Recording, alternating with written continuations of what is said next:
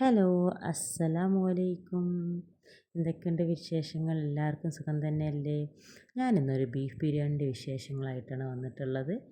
അപ്പോൾ നമുക്ക് ഇന്ന് ബീഫ് ഉണ്ടാക്കിയിട്ടുണ്ട്. ബീഫ് ബിരിയാണിയും പിന്നെ ചിക്കൻ പൊരിച്ചതും പിന്നെ ഒരു പായസവും.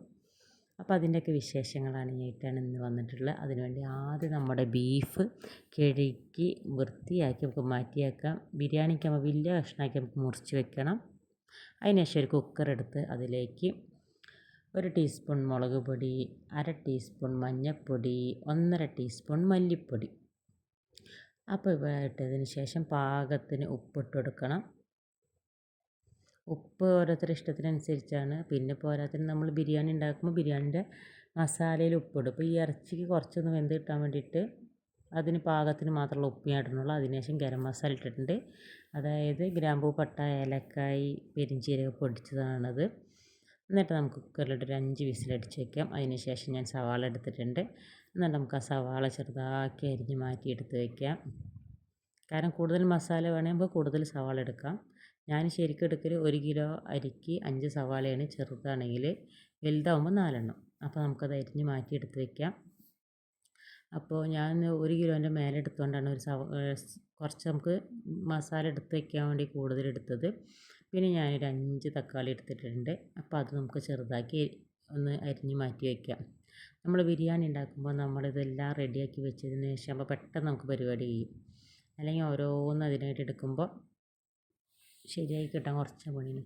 അപ്പോൾ എല്ലാവരും വീഡിയോ സ്കിപ്പ് ചെയ്യാണ്ട് കാണുക. ഇഷ്ടപ്പെട്ടാൽ ലൈക്ക് ചെയ്യാനും സബ്സ്ക്രൈബ് ചെയ്യാൻ മറക്കരുത്.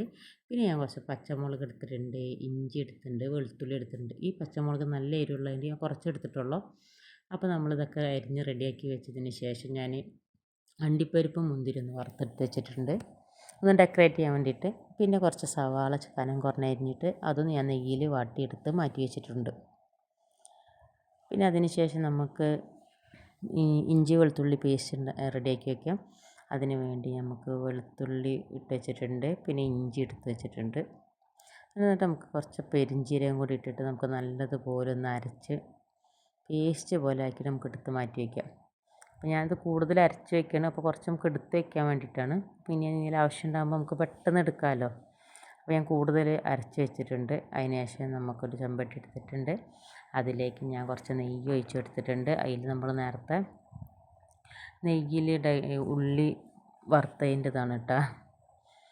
അപ്പോൾ അതിന് ശേഷം ഞാൻ കുറച്ച് സൺഫ്ലവർ ഓയിലും കൂടി ഒഴിച്ച് കൊടുത്തിട്ടുണ്ട്. ഞാൻ ഒരുപാട് നെയ്യ് എടുക്കലില്ല, പകരം കുറച്ച് ഓയിലാണ് കൂടുതൽ ഉപയോഗിക്കൽ. ഓരോരുത്തരുടെ ടേസ്റ്റിനനുസരിച്ചാണ് കൂടുതൽ നെയ്യ് എനിക്കിഷ്ടമല്ല.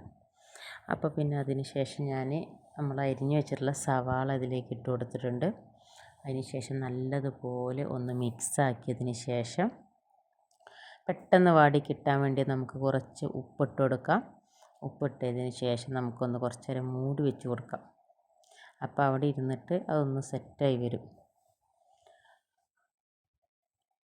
അപ്പോൾ പിന്നെ നമുക്കത് വേഗം ഇതായി കിട്ടിയോളും. ഒന്ന് മൂടി വെച്ചിരുന്നാൽ പിന്നെ നമ്മൾ ഇഞ്ചി വെളുത്തുള്ളി പേസ്റ്റ് അരച്ച് വെച്ചതുണ്ട്. പിന്നെ ഇതിൽ ഞാൻ തക്കാളിയും പച്ചമുളകും ഇടുന്ന വീഡിയോ എടുത്തിരുന്നു, പക്ഷെ അത് ക്ലിക്കായിട്ടില്ല. അതിന് ശേഷം തക്കാളി പച്ചമുളകൊക്കെ ഒന്ന് വാട്ടി വന്നതിന് ശേഷം നമ്മൾ ഇഞ്ചി വെളുത്തുള്ളി പേസ്റ്റ് ഇട്ട് കൊടുത്തിട്ടുണ്ട്. അപ്പോൾ അത് നല്ലതുപോലെ നമുക്ക് മിക്സാക്കി എടുത്ത് വയ്ക്കാം.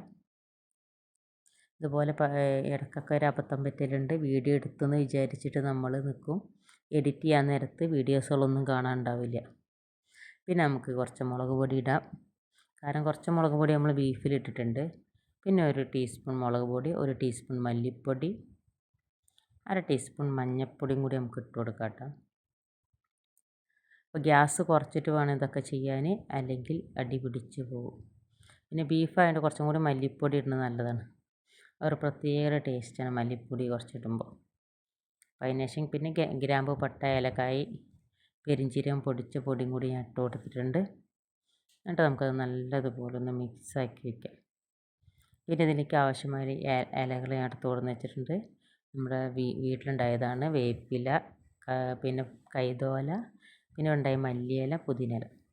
അപ്പോൾ ഇതൊക്കെ പൊട്ടിച്ച് കഴുകി മാറ്റി വെച്ചിട്ടുണ്ട്. പിന്നെ ഞാൻ നോക്കിയപ്പോൾ കുറച്ച് ഉപ്പിൻ്റെ കുറവുണ്ട്, അപ്പോൾ ഉപ്പും കൂടി ഒഴിച്ചിട്ടുണ്ട്. അപ്പോൾ നമുക്കിനി തൈര് കുറച്ച് ഒഴിച്ച് കൊടുക്കാം. ഇപ്പോൾ തൈരും കൂടി ഒഴിച്ച് കൊടുത്ത് നല്ലതുപോലെ മിക്സാക്കി. അപ്പോൾ നമുക്കൊരു ഉപ്പ് കുറവുണ്ടെങ്കിൽ നമുക്ക് ഇനി ഉപ്പിട്ട് കൊടുക്കാം. അപ്പോൾ നമ്മൾ വേവിച്ച് വെച്ചിട്ടുള്ള ബീഫ് റെഡി ആയിട്ടുണ്ട്. അപ്പോൾ നമുക്ക് ആ ബീഫ് അതിലേക്ക് ഒന്ന് ഒഴിച്ച് മിക്സാക്കി നല്ലതുപോലെ ഒന്ന് ഇളക്കി കൊടുക്കാം. പിന്നെ നമ്മൾ അരിഞ്ഞ് വെച്ചിട്ടുള്ള ഇലകളൊക്കെ നമുക്ക് അതിലിടാം. അപ്പോൾ അതൊക്കെ ഒന്ന് ഇട്ട് കൊടുത്തതിന് കുറച്ച് നേരം ഒന്ന് മൂടി വെച്ച് നമ്മുടെ ബീഫിലേക്ക് ആ മസാലകളൊക്കെ ഒന്ന് നല്ലതുപോലെ ഒന്ന് പിടിക്കട്ടെ. പിന്നെ അതിന് ശേഷം നമുക്ക് അരി റെഡിയാക്കാൻ വേണ്ടി ഒരു കലം വെച്ചിട്ടുണ്ട്. അരി വെള്ളത്തിലിട്ട് വെച്ചിട്ടുണ്ട്. ഒരു അരി ഒന്ന് കഴുകി കുറച്ച് നേരം ഒന്ന് വെള്ളത്തിലിട്ട് വെച്ചാൽ നല്ലതുണ്ടായി. പിന്നെ നമുക്ക് ചോറൊക്കെ ഊറ്റി വെച്ചിട്ടുണ്ട്. പിന്നെ നമുക്ക് ദമ്മിടലാണ്. അപ്പം ഞാൻ ഫസ്റ്റ് ലെയർ ദമ്മിട്ട് അതിന് ശേഷം നമ്മൾ റെഡിയാക്കി വെച്ചിട്ടുള്ള വറുത്ത് വെച്ചിട്ടുള്ള ഇതൊക്കെ നമ്മൾ ഡെക്കറേറ്റ് ചെയ്ത് വെച്ചിട്ടുണ്ട്. അതിന് ശേഷം അതൊക്കെ നമുക്കൊന്ന് ദമ്മിട്ട് വയ്ക്കാം. ഒന്ന് ഞാൻ മൂടി വെച്ച് വെയിറ്റ് കയറ്റി വെച്ചിട്ടുണ്ട്. പിന്നെ അപ്പോൾ ഒന്ന് പായസക്കൂട്ടുണ്ടായിരുന്നു. പാലട പായസത്തിൻ്റെ മിക്സ് ഉണ്ടായിരുന്നു. അപ്പോൾ അതെടുത്തിട്ട് കുറച്ച് പാൽ അടുപ്പത്ത് വെച്ചിട്ടുണ്ട്. ഇതാകുമ്പോൾ പിന്നെ വലിയ കഷ്ടപ്പാടൊന്നുമില്ല. നമ്മുടെ പാക്കറ്റ് എല്ലാം മിക്സ് റെഡിയാക്കി പഞ്ചസാര മുതൽ ഏലക്കപ്പൊടി എല്ലാം അതിൽ മിക്സ് ആക്കിക്കൊണ്ട് പാലൊന്ന് തിളച്ചതിന് ശേഷം പൊട്ടിച്ച് പിന്നെ അതിലേക്ക് ഇട്ട് കൊടുത്താൽ മതി. പക്ഷേ ഇതിന് കുറച്ച് വേവുണ്ടായിരുന്നു. അപ്പം ഞാൻ ആദ്യം നല്ല ഇതിലിട്ടു. ഫാസ്റ്റിൽ കുറച്ചോട്ട് പിന്നെ കുറച്ച് നേരം സിമ്മിലിട്ടു. കാരണം അട വെന്ത് കിട്ടാൻ കുറച്ച് പണിയുണ്ടായിരുന്നു. എന്നിട്ടത് മിക്സാക്കി കൊടുത്തതിന് ശേഷം നമുക്കതൊന്ന് പായസം റെഡി ആയി വരട്ടെ. അപ്പോൾ ഞാൻ അതിലുള്ള പഞ്ചസാര ഇട്ടിട്ടുണ്ട്. പിന്നെ പോരാത്തതിന് കുറച്ച് മിൽക്ക് മെയ്ഡ് വാങ്ങിയിരുന്നു. അപ്പോൾ മിൽക്ക് മെയ്ഡും അതിലേക്ക് ഞാൻ മിക്സ് ചെയ്ത് കൊടുക്കും. ഏതൊരു പായസം ഉണ്ടാക്കുമ്പോൾ അതിൽ മിൽക്ക് മെയ്ഡ് ഉണ്ടാക്കുമ്പോൾ ഒരു പ്രത്യേക ഒരു ടേസ്റ്റാണ്. അപ്പോൾ നമുക്ക് മിൽക്ക് മെയ്ഡും കൂടി അതിലേക്ക് ഒഴിച്ച് കൊടുത്ത് ഒന്നും കൂടി ഒന്ന് മിക്സാക്കി കൊടുക്കാം. അപ്പോൾ അത് അവിടെ നിന്നൊക്കെ വെന്ത് വരട്ടെ. ഒരുവിധമായി വന്നപ്പോൾ ഞാൻ പിന്നെ അതിലേക്ക് നമുക്ക് നെയ്യിൽ അണ്ടിപ്പരിപ്പും മുന്തിരി എല്ലാം കൂടി വറവിട്ടിട്ട് പശു നെയ്യിലാണ് കേട്ടോ ഞാൻ എടുത്തത്. നമ്മുടെ സ്വാദിഷ്ടമായ പാലട പായസം റെഡി ആയിട്ടുണ്ട്. നമുക്കത് മാറ്റി വയ്ക്കാം. അതിന് ശേഷം നമ്മൾ ചിക്കൻ ഉണ്ടായിരുന്നു. അപ്പോൾ ചിക്കൻ കഴുകി ഒന്ന് വെള്ളം റെഡിയാവാൻ വേണ്ടി എടുത്ത് വെച്ചിട്ടുണ്ട്. അപ്പോൾ അതിന് ശേഷം അതൊന്ന് കായം തേച്ചൊക്കെ റെഡിയാക്കി വെച്ച് സാധാ ചെയ്യണ പോലെ മുളകും പൊടി, മല്ലിപ്പൊടി, മഞ്ഞൾപ്പൊടി, ഇഞ്ചി വെളുത്തുള്ളി പേസ്റ്റ്, പിന്നെ വേപ്പില, മല്ലിയില, പുതിനയില അതൊക്കെ ഞാൻ ഇട്ട് കൊടുത്തിട്ടുണ്ട്.